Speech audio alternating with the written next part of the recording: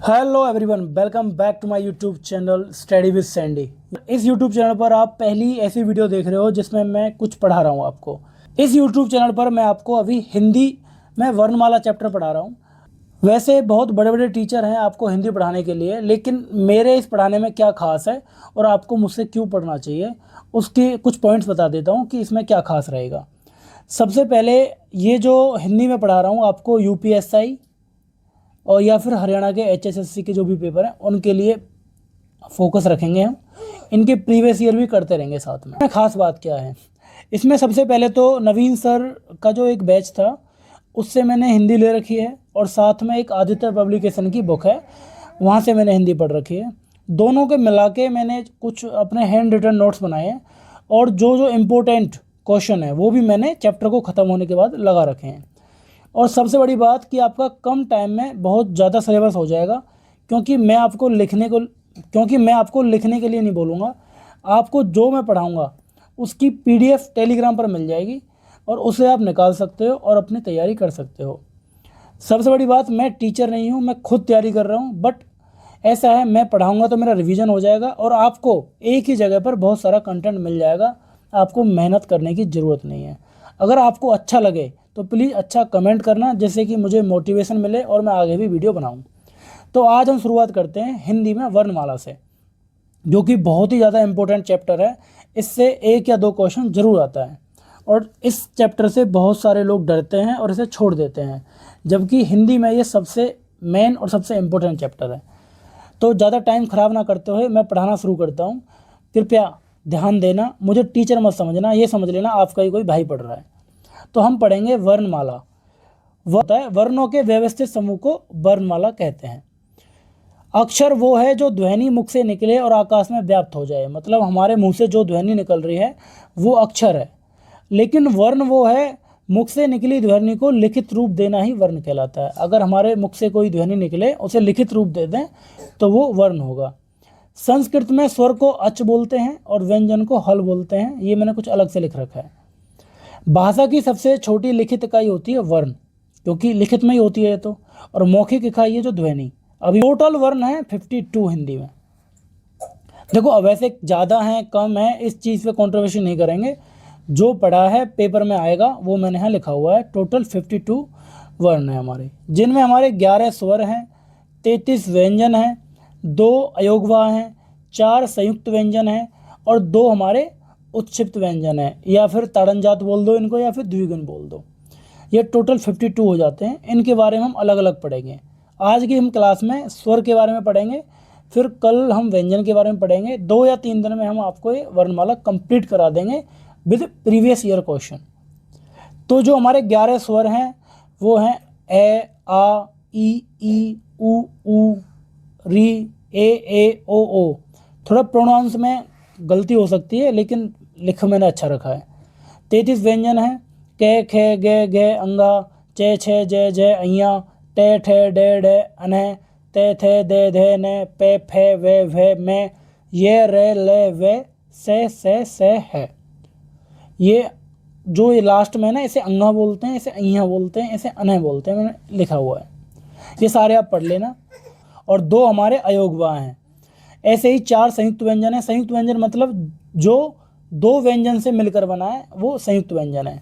जैसे जो ये 6 है, ये क और से मिलकर बना है। जो त्रय है वो तय और रे से मिलकर बना है। और जो जिय, वैसे गे बोलते हैं, वैसे जिय बोलते हैं इसको, जय और अइया से मिलकर बना है।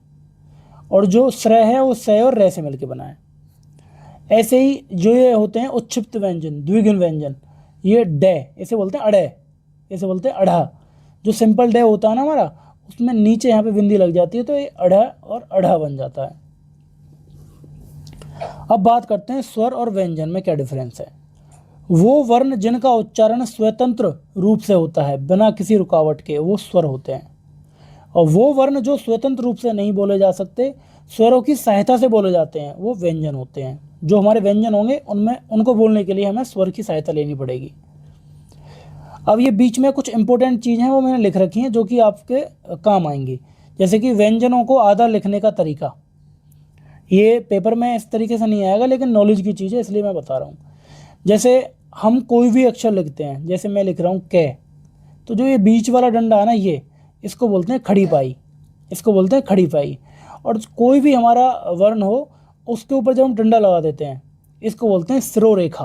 क्या बोलते हैं? सिरोरेखा।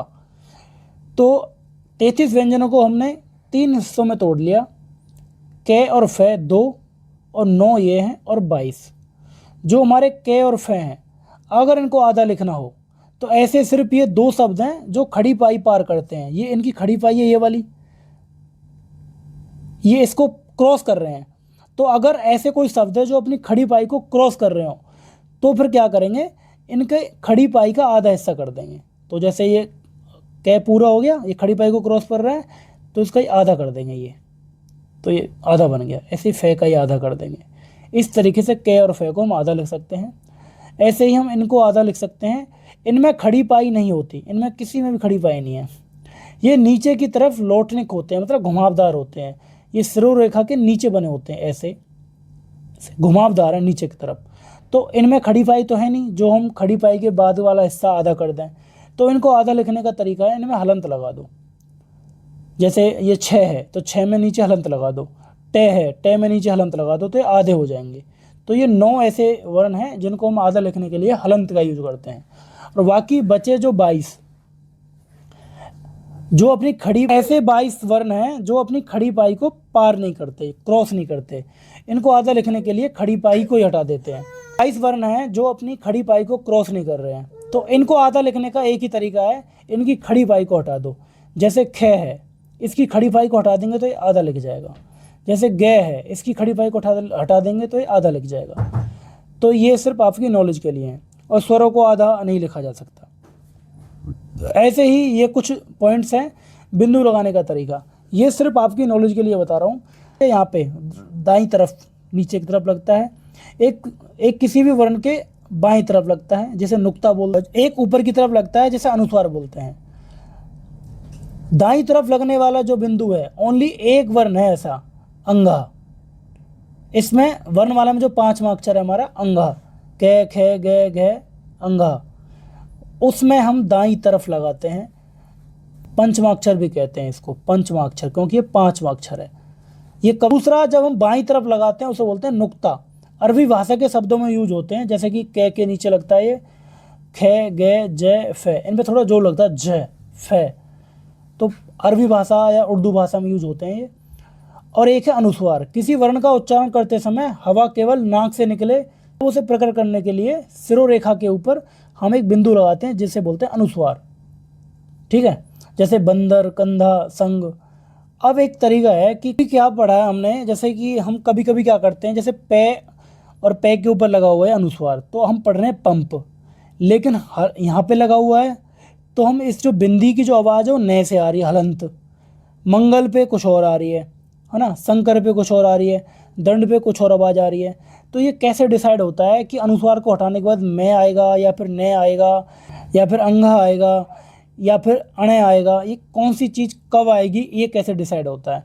तो इसका एक तरीका है, शब्द में अनुस्वार के बाद जो व्यंजन लगा है, मतलब तुम्हारे अनुस्वार के बाद जो व्यंजन लगा है, उसी व्यंजन वर्ग के पंचम वर्ण को अनुस्वार के रूप में बोला जाता है। जैसे कि गंगा शब्द है, गंगा, तो गे के अनुस्वार के बाद, है ना, इसमें यहाँ अनुस्वार है, इसके बाद गे है, तो गे कौन से वर्ग में आता है? कै वर्ग में आता है, कै खे गे घे अंग है, इसमें आता है। कै आता है, वो आता है कै वर्ग में। कै वर्ग में मतलब कैसे, ये सारे वर्ग हैं, ये पहला वर्ग, दूसरा, तीसरा, चौथा, पांचवा, तो जो हमारा गे है वो कै वर्ग में आता है। ऐसे ये च वर्ग है, टे वर्ग है, तय वर्ग है, पे वर्ग है। तो इसका 5वां अक्षर कौन सा है कै वर्ग का? अंगा। अगर हम गंगा को तोड़ेंगे तो उसमें ये अंगा लगेगा, ये मैं बता रहा हूँ आपको। अगर हम इसमें ये इस बिंदु को हटाएंगे तो इसमें अंगा लगेगा, तो ये गंगा गंगा गंगा। ठीक है, ऐसे बिंदु को हटाकर 5वां अक्षर आधा लगा सकते हैं। बिंदु को हटाकर हम 5वां अक्षर को आधा लगा देंगे। अब जैसे पंप है, तो पे हमारा कौन से वर्ग में आता है? पे का पता करो। अब मैं आपको बार बार दिखा रहा हूँ, पे आता है हमारा, ये रहा, पे वर्ग में ही आता है। तो इसका 5वां अक्षर कौन सा है? मैं। तो मैं को आधा लिख देंगे अनुस्वार को हटाकर, मैं को आधा लिख देंगे अनुस्वार को हटाकर। जैसे इसमें अनुस्वार लगा हुआ है तो इसको हटाएंगे और मैं को आधा लिख देंगे पंप। तो ये तरीका होता है, कभी तो मैं आ रहा है, कभी अंगा आ रहा है। तो ये आपके नॉलेज के लिए है। तरीका तो ये हो गए। एक चौथा तरीका और है, जब बिंदी नीचे आती है उसे बोलते हैं उच्छिप्त, ताड़नजात या द्विगुण। तो उच्छिप्त व्यंजन सिर्फ दो हैं, अढ़ और अढ़। कहीं कहीं डेढ़ यूज होता है तो कहीं कहीं ये यूज होते हैं। कब हम सिंपल डेढ़ यूज करेंगे और कब हम अढ़ा और अढ़ा यूज करेंगे, तो इसके भी 5 नियम हैं जहाँ उच्छिप्त का प्रयोग नहीं होगा। इन 5 नियमों में इनका यूज नहीं होएगा इनका, और बाकी हर जगह यूज होएगा। किसी शब्द के शुरुआत में यूज नहीं होगा। किसी भी वर्ड के, किसी भी शब्द के शुरुआत में इन उच्छिप्त व्यंजन का यूज नहीं होगा। जैसे डमरू, ढोलक, ढक्कन, इनके शुरुआत में यहाँ बिंदी नहीं लगेगी, ये अढ़ा की तरह यूज नहीं होंगे। पहला रूल। अंग्रेजी के शब्दों में नहीं होता, जैसे रोड, बोर्ड, मूड, ग्राउंड, तो इनमें डैश सिंपल यूज हुआ है। तो इन 5 रूल के अलावा हर जगह ये यूज होंगे, तो इन 5 रूलों को याद रख लो बस। अगला है द्वित्व व्यंजन, मतलब 2 बार अगर व्यंजन आ रहे हैं तो वहाँ पे भी यूज नहीं हो, जैसे हड्डी, टिड्डी, उड्डयन। अगला है उपसर्ग यदि है तो नहीं प्रयोग होगा। अगर उपसर्ग, जैसे कि नी, इसमें उपसर्ग है तो इसमें डे सिंपल आएगा। अगला है डे और ठे के तुरंत पहले या तुरंत बाद अनुस्वार हो तो नहीं होगा। जैसे डे, यहाँ पर अनुस्वार है तो सिंपल डे आ गया, यहाँ पर अनुस्वार है सिंपल डे आ गया। तो ये रूल है 5। तो ये तो सिंपल नॉलेज की चीज़ पढ़ लिया आपने। अब जो मेन टॉपिक है वो है स्वरों का वर्गीकरण, कि हम स्वरों को किस तरीके से बांटेंगे। ये मैंने एक ही पेज में कर रखा है, आपको इतने अच्छे से मिल जाएंगे। एक 4 तरीके से स्वरों को बांट रखा है, 1, 2, 3 और 4। बस इन्हीं से आपके पेपर में क्वेश्चन आते हैं। सबसे पहला है मात्रा के आधार पर, कि हम स्वरों को उनकी मात्रा के आधार पर बांट रहे हैं। तो उच्चारण में लगने वाले समय और मात्रा के आधार पर, जब हम उसे उच्चारण करेंगे तो उसमें जो समय लगेगा या फिर मात्रा, उसके आधार पर हम 3 तरीके से बांटते हैं। वैसे तो हम 2 तरीके से बांटते हैं, क्योंकि जो ये तीसरा वाला है ना, ये संस्कृत में यूज होता है, लेकिन ये भी आजकल पेपर में आ जाता है। तो हम वैसे तो 2 तरीके से बांटेंगे। एक ह्रस्व स्वर, जिसे लघु स्वर भी बोलते हैं या फिर एक मात्रिक स्वर भी बोलते हैं। दूसरा है दीर्घ स्वर, जिसे गुरु स्वर या बड़ा स्वर बोलते हैं या फिर द्विमात्रिक स्वर भी बोलते हैं। ह्रस्व स्वर, जिनके उच्चारण में कम से कम समय लगे, उनको बोलेंगे ह्रस्व स्वर। ये है 4, ए, ई, उ, री। ये 4 हैं जिनमें कम समय लग रहा है, एक मात्रिक भी बोलते हैं इनको। बाकी बचे 7, वो दीर्घ स्वर हैं। अब सोचोगे कि ये प्लुत स्वर कौन से हैं, जिसके उच्चारण में दीर्घ स्वर से भी ज़्यादा समय लगे, वो प्लुत स्वर हैं। देखो, जिसमें कम समय लगे वो लघु स्वर, जिसमें लघु स्वर से ज़्यादा समय लगे वो दीर्घ स्वर, और जिसमें दीर्घ स्वर से भी ज़्यादा समय लगे वो प्लुत स्वर। प्लुत स्वर संस्कृत में यूज होते हैं। सिर्फ इनका पेपर में क्वेश्चन आएगा तो यही आएगा, जिनके उच्चारण में दीर्घ स्वर से भी ज़्यादा समय लगता है उनको क्या बोलते हैं, प्लुत स्वर। तो आपने पढ़ लिए मात्रा के आधार पर हम स्वरों को 2 तरीके में बांट रहे हैं, लघु स्वर, दीर्घ स्वर। ये 4 होते हैं, ये 7 होते हैं। तो सबसे इंपॉर्टेंट हो गया ये। इसके बाद हम पढ़ेंगे जीवा के आधार पर। जीवा के आधार पर टोटल 10 होते हैं। कितने होते हैं? टोटल 10 होते हैं, क्योंकि री को शामिल नहीं किया जाता जीवा के आधार पर, क्योंकि जो री है, री की आवाज़ रे व्यंजन की तरह आती है, तो इसलिए स्वरों में ऐसे काउंट नहीं करते जब जीवा के आधार पर लेते हैं। तो वैसे तो स्वर में आता है, तो हम 10 को डिवाइड करेंगे, ठीक है। तो सबसे पहले अग्रभाग स्वर या फिर अग्र स्वर बोल दो इनको, अग्रभाग या अग्र स्वर। दूसरा है मध्यभाग या मध्य स्वर। तीसरा है पश्च भाग और या फिर पश्च स्वर। 4 इसमें आएंगे, 1 इसमें आएगा, 5 इसमें आएंगे, टोटल हो गए 10। जिन स्वरों के उच्चारण में जीभ का अगला भाग ऊपर नीचे उठता है वो हो गए अग्रभाग स्वर। जिसका अगला भाग, इनकी ट्रिक है, जितने भी आपके लोटनिक स्वर है ना, जो आपके लोटनिक स्वर हैं, मतलब जो नीचे की तरफ घुमावदार हैं, जैसे ई आपको घुमावदार दिख रहा होगा आपको, देखो ई, बड़ी ई घुमावदार है, ए घुमावदार है, बड़ा ए घुमावदार है। ये चारों को चारों आप अग्र स्वर में रख लो, और वाद्य भाग में सिर्फ अपना ये सिंपल ए आएगा। बाकी पश्च भाग में जो बच गए आ, उ, ओ, ये सारे के सारे आपके पश्च भाग में आएंगे। ये ट्रिक याद रखो। लोटनिक स्वर जो हैं, बाकी मध्य भाग में रखो ए को सिर्फ, बाकी जो बच गए वो पश्च भाग में है। तो ये सिंपल से आराम से आपको याद हो जाएंगे। 10 टोटल 10 हैं जिन्हें जीवा के आधार पर हम बांटते हैं। अब अगला है जातीय विभाजन। जातीय विभाजन, हमारे जो मूल स्वर है ना वो रियल में 4 हैं सिर्फ, ए, ई, उ, री, इन्हीं से बाद में ये 7 बने हैं, तो इनको हम कृत्रिम स्वर बोलते हैं, आर्टिफिशियल स्वर, क्योंकि इनसे बने हैं ये। मूल मतलब जो पहले से हैं वो 4 है, तो और बाकी कृत्रिम स्वर 7 हैं। तो जो कृत्रिम स्वर कौन से हो गए, जो मूल स्वर की संधि से बने हो, मतलब मूल स्वर हमारे 4 हैं, ए, ई, उ, री, इनकी संधि से, इनके जुड़ने से जो बने हैं वो हो गए हमारे कृत्रिम स्वर। ठीक है, तो जो हमारे जातीय विभाजन है वो 2 तरीके से, सजातीय स्वर, विजातीय स्वर। जो एक समान स्वरों की संधि से बने हो, जो एक समान स्वरों की संधि से बने हो, मतलब जब जो संधि हुई हो, जब जुड़ाव हुआ हो तो एक जैसे हो, जैसे ए, तो इनसे मिलकर बना आ है, ई बड़ी ई, उ बड़ा उ, ये उ है। ठीक है, इनसे बन गया ये एक क्या हो, एक समान हो गए, एक जैसे हो गए और बड़ा बना दिया, एक जैसे हो गए और बड़ा बना दिया, तो ये तो हो गए सजातीय, जिनकी जात एक हो, मतलब जो समान स्वर की संधि से बने हो।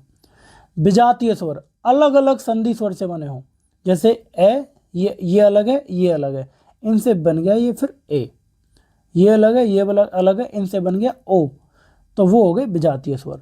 तो ये कितने हैं टोटल, 4, 1 2 3 4, और ये कितने हो गए, 1 2 3, टोटल 7। इन 7 को ही बांटते हैं हम जातीय विभाजन में, क्योंकि ये तो मूल स्वर हैं, ये तो किसी से बने नहीं हैं, ये तो पहले से ही हैं। हम तो विभाजन जब ही करेंगे ना कृत्रिम स्वरों का, सजातीय, विजातीय, उन्हीं का तो होगा जो बने हैं बाद में, ये तो ऑलरेडी हैं, इनकी सहायता से ये बने हैं। तो हम जातीय विभाजन में सिर्फ 7 स्वरों को बांटते हैं, सिर्फ 7 स्वरों को। और जो हमें अभी पढ़ा हमने, जीवा के आधार पर हम 10 स्वरों को बांटते हैं, तो ये बहुत इंपॉर्टेंट है। और अभी जो लास्ट एग्ज़ाम हुआ था हमारा सीईटी का, हरियाणा में सीईटी का, उसमें यहाँ से क्वेश्चन आया था और मैंने वो बिल्कुल सही किया था, और इसकी बहुत अच्छी ट्रिक बनवाई थी नवीन सर ने, तो उस तरीके से करवाऊंगा मैं आपको। स्वरों को बांटने का एक चौथा तरीका है, इसको बोलते हैं मुख के खुलने के आधार पर स्वरों का वर्गीकरण, कि आपका मुख उनको बोलते टाइम कितना खुल रहा है, उस हिसाब से इनको बांट रखा है। तो मुख के खुलने के आधार पर इनको 4 तरीके से बांटा हुआ है। सबसे पहला है विवर्त स्वर, अगला है सबसे पहला है विवर्त स्वर, अगला है अर्ध विवर्त स्वर, फिर थर्ड है सवर्त स्वर, और फिर फोर्थ है अर्ध सवर्त स्वर। थोड़ा प्रोनाउंस गलत कर रहा हूँ मैं भाई, पहली बार पढ़ा रहा हूँ, तो जज मत करना। कंटेंट अच्छा है, मैं लिख के दे रहा हूँ आपको। 2 बुक्स का कंटेंट एक जगह मिल रहा है, आंख बंद करके पढ़ सकते हो, इससे बाहर पेपर में नहीं आएगा। मैं खुद ध्यान से पढ़ाऊँ, कुछ समझ में ना आए तो कमेंट कर देना, आगे से थोड़ा और अच्छे से ध्यान दूंगा। सबसे पहला है, इनकी एक ट्रिक बना के चलते हैं हम, कि तो शादी में बुलाया किसी ने, विवाह में आना, तो वी से विवर्त स्वर और आ से आ। तो विवाह में जैसे टाइम हुआ, विवाह में पहुंचे तो वहाँ देखा कि बहुत कम लोग आए हैं, तो उसने आवाज़ लगाई, ए ओ सफ़ेद कपड़ा, ये डायलॉग नहीं है, ए ओ सफ़ेद कपड़ा। हम किसी से इस तरीके से बोलेंगे तो सीधी बात है हमसे छोटा ही होगा ना, तो इसका मतलब ए ओ छोटे वाले यूज होंगे। तो आधे लोग शादी में आए हैं, अर्ध स्वर, तो ए ओ, तो इससे पूछा ए ओ और क्यों नहीं आए, सबको लाना था, ई को भी लाना था, ऊ को भी लाना था, तो ई ऊ, सब मतलब सब, सवर स्वर, इनको भी लाना था, ये इसमें आ गए, और जो बचे वो हमारे अर्धविवर्त में आ गए। भाई इस तरीके से रट लेना, आराम से पेपर में फंस जाएगा यहीं से। सबसे पहले विवाह है आ का, ये कन्फर्म। अर्ध सवर स्वर, जो कम लोग आए तो हमने आवाज़ लगाई ए ओ, तो ये छोटे वाले होंगे, कि छोटे से बोल सकते हैं हम ऐसे। उसके बाद हमने बोला उसे ई को भी लाना था, ऊ को भी लाना था, तो ई ऊ, और जो बचे वो इसमें आ गए। ठीक है, अब क्या है, यहाँ पे इनका जो वर्गीकरण है वो ख़त्म हो चुका है। अब लास्ट बचा है हमारा कुछ अतिरिक्त बिंदु, जैसे ये जो देवनागरी अंक है हमारे, उनको कैसे लिखते हैं ये आप एक बार नज़र में डाल लेना। और जो शब्द हैं अयोगवाह, इनको हम अलग से भी पढ़ेंगे, लेकिन यहाँ भी देख लो, ये व्यंजन की तरह स्वर से पहले नहीं आते। सबसे पहले व्यंजनों की तरह स्वर से पहले नहीं आते। जैसे जो व्यंजन होते हैं ना हमारे, जैसे मैं कै लिख दूँ, तो कै को क्या लिखूँगा, अगर मैं इसे तोड़ूँ तो कै हमारा आधा होगा हलंत लगा के, और इसमें स्वर होता है ए। अगर मैं का लिखता हूँ तो इसमें क्या होता है, कै हमारा हलंत लगा के आधा होता है, और इसमें स्वर होता है आ। तो इसमें जो हमारा व्यंजन है, ये है हमारा व्यंजन, ये स्वर से पहले आता है, स्वर से पहले आता है। ये तरीका होता है, अगर कोई चीज़ अगर व्यंजन है तो वो स्वर से पहले आएगी, तो उसमें हम व्यंजन कहेंगे। लेकिन जो हमारे ये अनुस्वार ये तो अनुस्वार है, ये विसर्ग है, पीछे दो बिंदी लगी हुई है, लेकिन इनको हम तोड़ेंगे। जैसे हम ये तय है, अब इसको हम तोड़ेंगे तो इसमें क्या है, तय आधा है, उसके बाद इसमें ए स्वर है, उसके बाद ये हमारा विसर्ग है। अगर हम इसको स्वर मानते हैं, चलो हम इसे स्वर मान लेते हैं, तो ये भी स्वर हुआ। और दो स्वर साथ साथ आ नहीं सकते, स्वर स्वर एक साथ नहीं हो सकते। व्यंजन माने तो व्यंजन आगे होगा, अगर इसे हम व्यंजन मान लें। देखो अगर मैं इसको स्वर मान लेता हूं तो दो स्वर एक साथ हो नहीं सकते भाई। अगर मैं इसको वो व्यंजन मान लेता हूं, अगर मैं इसको व्यंजन मान लेता हूं, तो व्यंजन कब होगा, जब स्वर से आगे आएगा, तो पीछे तो आ नहीं सकता। इसलिए ना तो ये स्वर है ना ये व्यंजन है, इसलिए इनको अयोगवा बोलते हैं। अयोगवा मतलब जो योग ना होने पर भी साथ रहें, इसलिए इनको अयोगवा बोलते हैं। तो हमारी ये दो जो है ना, ये अनुस्वार और विसर्ग, इनको अयोगवा इसलिए बोलते हैं क्योंकि ना तो ये स्वर की तरह काम कर रहा है, ना ये व्यंजन की तरह काम कर रहा है, लेकिन फिर भी साथ में है। इनका योग नहीं है, फिर भी साथ में है, इसलिए इनको अयोगवा बोलते हैं। ये रहा अनुस्वार, ये रहा विसर्ग। अगला है री और रे का भेद। री स्वर है और रे व्यंजन है, ये तो सबको पता होगा। जैसे ऋषि, ऋण, सृष्टि, घृणा, मृदा, ग्रह, ये री का आधा है। जो ये ऐसा लगा रहता है ना नीचे, ये री पूरा नहीं होता, ये री आधा होता है, इतना याद रखना। जैसे ये सृष्टि लिखा है ना मैंने, तो इसमें री आधा है, ये तो सबको पता है। लेकिन जो रे के भेद होते हैं ना, वो तीन तरह के होते हैं। रे का सामान्य रूप, रे का रेफ रूप, रे का पदेन रूप। जो सामान्य रूप है वो तो रे सिंपल यूज होता है, ये रहा, ये सबको पता है। अब जो दो हैं, रे का रेफ रूप और पदेन रूप। जो रेफ रूप होता है देखो ऊपर लगता है ये, और जो पदेन रूप होता है ये नीचे ऐसे लगता है डंडे की तरह। जो रे का रेफ रूप होता है वो आधा होता है, आधा रे होता है, याद रखना। जो ये ऊपर लगा हुआ है ना, इसमें ये हमारा रे आधा है। अगर मैं कर्म को तोड़ के लिखता हूँ ना, तो कै हलंत लगा के फिर ए, कैप टूट गया। अब रे आएगी, ये रे आधी आएगी, याद रखना, हलंत लगा के। फिर अपना मैं आएगा, मैं को तोड़ लो ऐसे कर, ये ऐसे तोड़ेगा क्रम, समझे। इसमें रे आधा होता है, रे के रेफ रूप में रे आधा होता है। जबकि रे का जो पदेन रूप होता है, जो ऐसे होता है, खड़ी पाई के नीचे लगता है, ये वाला, इसमें रे पूरा होता है। बस ये याद रखना। जैसे एक शब्द है ट्रक, तो जो ट्रक है ना, ये इसमें रे का पदेन रूप पूर्ण रे है, जबकि टे आधा है, इसमें टे आधा होता है क्योंकि टैग पे हलंत लगा होता है, ये टे आधा है। फिर अपना रे पूरा लिखने के लिए नीचे हम इसका पदेन रूप लगा देते हैं, इसलिए ऐसे लिखते हैं, इसलिए हम इसको ऐसे लिखते हैं। याद रखना, ट्रक में टे तो है आधा और रे है पूरा। ये सिर्फ आपकी नॉलेज के लिए है।